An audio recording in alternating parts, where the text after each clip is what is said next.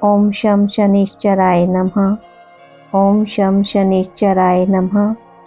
ओम शम शनिश्चराय नमः।